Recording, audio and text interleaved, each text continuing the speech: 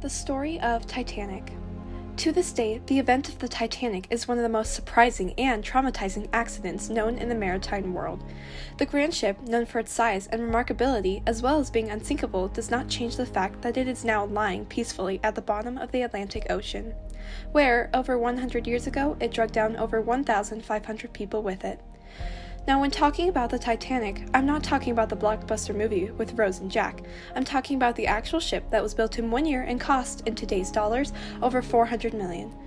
From the building of this ship to the people who occupied it during its last moments, we will now dive into unknown waters in search of answers and understanding of what truly happened April 1912. After the ship was completed, in a year, it was ready to make its first and only trip.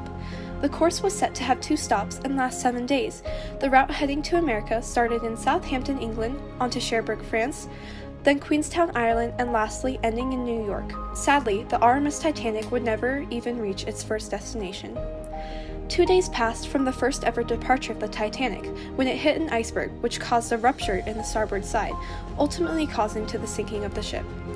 Though this seems very simple, the likelihood that a ship would crush in the manner it did in the instant it touched an iceberg is slightly unlikely. The Titanic was built with high standards so that it could be an unsinkable ship.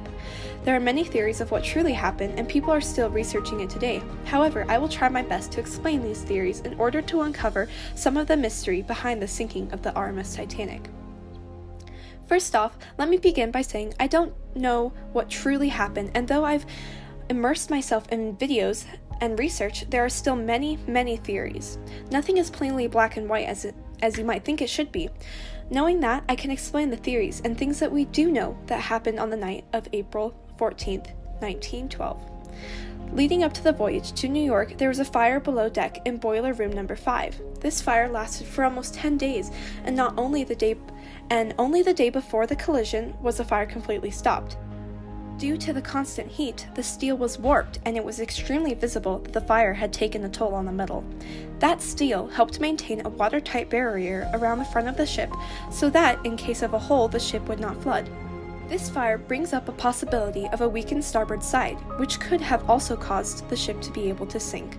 Another theory as to why the Titanic was unable to avoid the iceberg was due to something called a miraging haze on the horizon. This could have caused the haze on the horizon to completely camouflage the iceberg straight in front of them. In other words, everything that could have gone wrong that night did.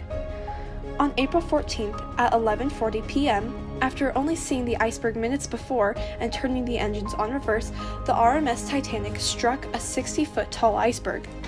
Chunks of ice were scattered on the deck, but below, hardly anyone felt the hit.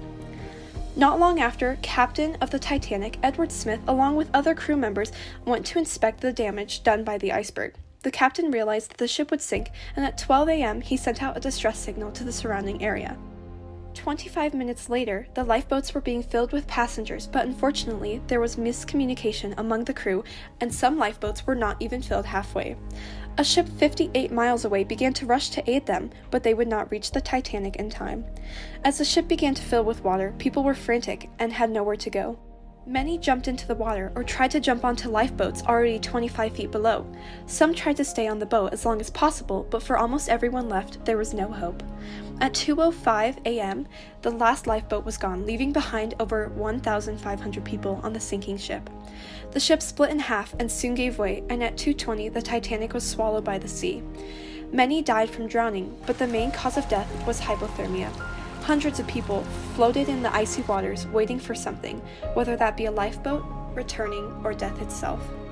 Only 4 survivors were found that night, and out of the 2,435 passengers, only 705 survived. The result of this tragedy brought newly enforced safety rules for ships and their construction, as well as becoming a famous story that almost everyone knows about. The event of the Titanic inspired many books, stories, documentaries, and movies. Though it's tragic, it's truly fascinating and something that no one will ever forget. Someone I would like to briefly mention before concluding this is Molly Brown. Many people know her for surviving the Titanic and also being a strong woman and standing up for women's rights. She owned a house in downtown Denver, Colorado, where you can visit and learn about her life.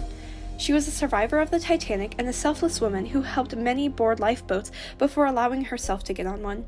Thanks to Molly Brown, many lives were saved, and her story will live alongside the Titanic's for many years to come. In the end, God is in control, and everything is part of His plan. No matter how crazy or scary something is, He is always here for us and shows us His love through every aspect of creation.